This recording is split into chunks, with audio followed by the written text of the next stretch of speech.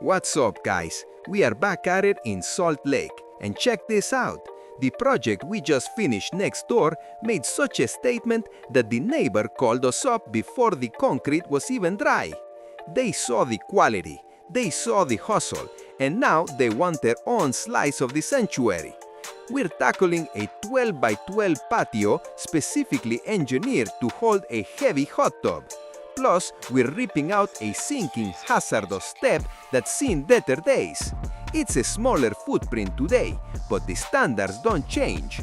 We're talking precision prep, solid reinforcement, and a finish that's built to last. Alright, everything here has to go to make room for that 12-foot by 12-foot hot tub pad. We need to strip it all down to bare dirt. That means this pine tree right here is coming out. It's a nice tree, but unfortunately, hot tubs and pine needles don't mix very well. Unless you like fishing sharp needles out of your swimsuit, it's gotta go. So we are digging it up and getting it out of the way. Now we've got a real challenge. This massive boulder is sitting right in the footprint of the slab. We aren't using any fancy machines for this, just old-fashioned muscle. I call this guy Dwayne Johnson because he's huge, he's heavy, and he's currently the most famous thing in this yard. Moving Dwayne to his new home on the side of the yard is basically our workout for the next 3 years. Next, we're clearing the footprint. Everything within the layout of the new slab has to go. We're stripping the old garden beds, pulling the remaining plants, and cutting out the sod until we hit clean, workable dirt. To ensure a level pour for this hot tub, we need a flat, compacted subgrade. No roots, no organic debris, and no soft spots. We're digging down to our required depth across the entire 12 by 12 area. If it isn't solid earth, it's getting hauled off. Clear it out, grade it flat, and get it ready for forms. Next up, we're putting in a temporary form. The homeowner hasn't decided yet if they want the corners of the slab to be nice and square or if they want a smooth curve. While they make up their mind, this temporary frame helps us see exactly where we stand. It's like a preview of the slab that tells us exactly how much dirt is still in the way. It's better to measure twice and pour once than to end up with a slab that looks like a piece of abstract art. Now that we've figured out our slope, it's time for the hard part, hauling the dirt out. We need to get this ground perfectly level and deep enough for the base. It's a lot of trips back and forth with the wheelbarrow. We're basically moving a mountain one shovel at a time. If you see me talking to the dirt, just mind your business. We've spent a lot of time together today, and things are getting serious.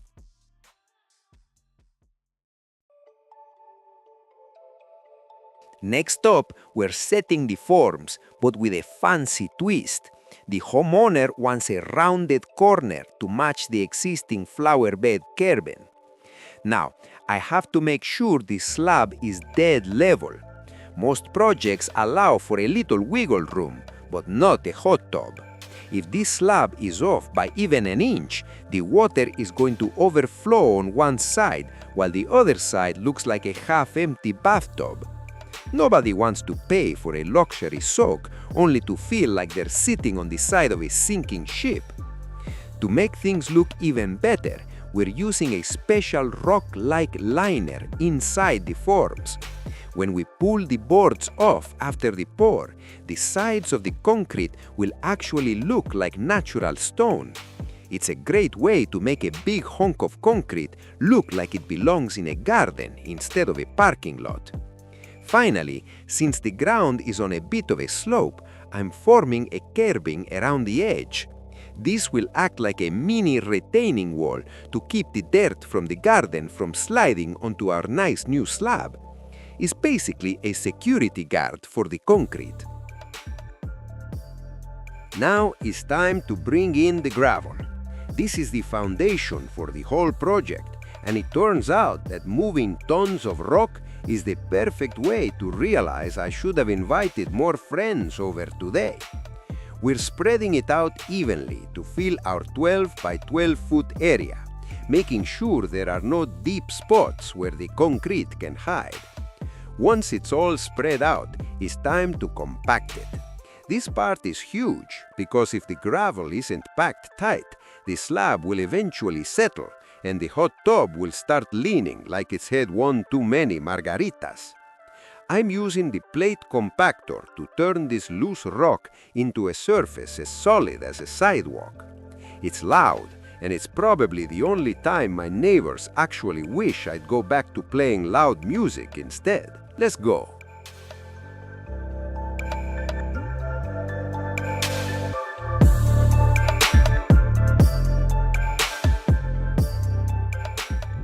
Now it's time to deal with that sinking step. Once we actually started breaking it apart, it became very clear why it was heading south. This thing was a foot thick. I'm not sure what the original builder was planning for, but this step was built like it was meant to survive an apocalypse. Because it was so thick, the sledgehammer and I had a very long, very loud conversation. It took a lot of swings to get through that much complete, and for a while there, I think the step was actually winning. It's a good thing I don't have a quit button, though my shoulders were definitely looking for one. Now that we finally have it in pieces, we can clear out the rubble and get ready for a step that actually stays where it's supposed to. Now we're getting the forms set up for the new step. We're going back with the same size it was before. The goal is to keep it perfectly straight and, most importantly, make sure it slopes away from the house. Setting the pitch correctly means the rain will actually go toward the grass instead of trying to move into the living room.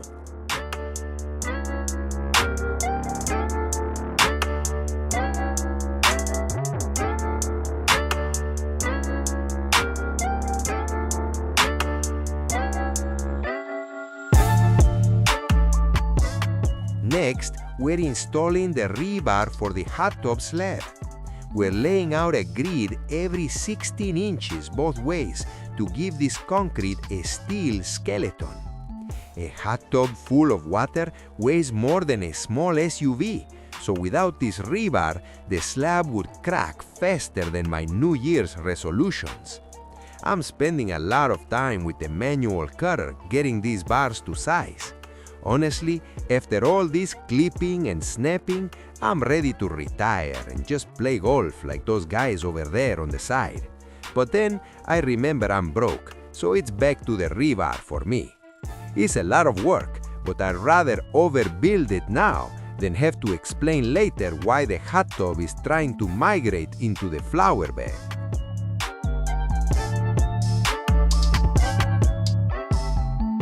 The concrete is finally here, and now the real race begins.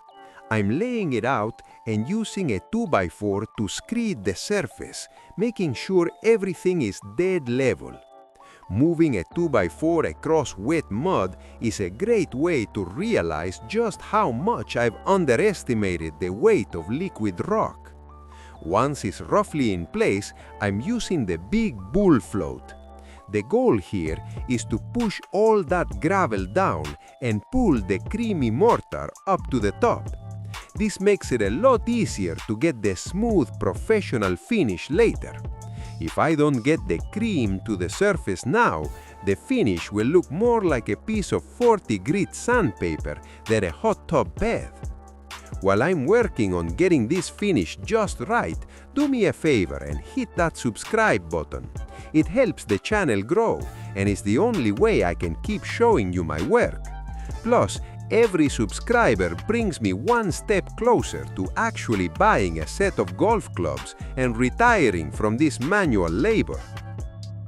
Now that the concrete is starting to set up, I'm hitting the edges with the edger and smoothing everything out with the trowel. This is where the slab starts looking like a finished product instead of just a big puddle of mud. I'm making sure that rounded corner is looking sharp. Well, technically looking round, so it matches the rest of the yard perfectly.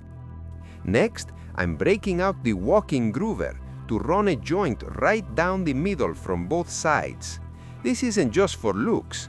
Concrete is going to crack eventually, and I'm just giving it a specific map of where I want it to happen. It's like giving the slab a set of instructions it'll actually follow, which is more than I can say for most people I know. Now that the concrete has set up a bit, it's time to strip the forms off the curbing. Since this part didn't have the rock liner, I have to get those boards off now so I can finish the face of the concrete while it's still workable. It's a bit of a balancing act. You want the concrete stiff enough to hold its shape, but soft enough that I can still cream it up and make it look smooth. Once the curving is dialed in, I'm moving on to finishing the entire 12 by 12 slab. This is the moment where all that hard work finally starts to look like $1,000,000. I'm smoothing out every square inch, making sure there are no bird baths or rough spots for the homeowner to find later.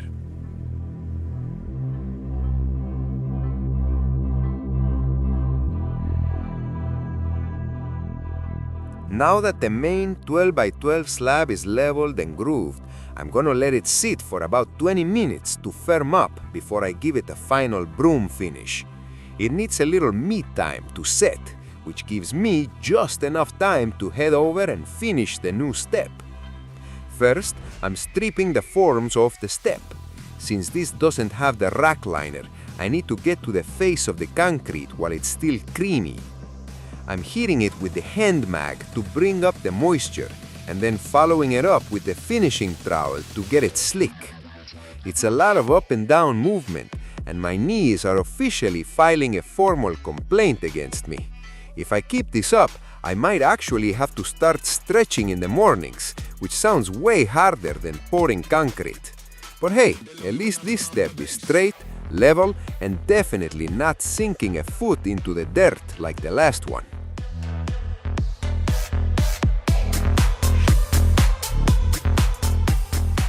And there it is, the finished result.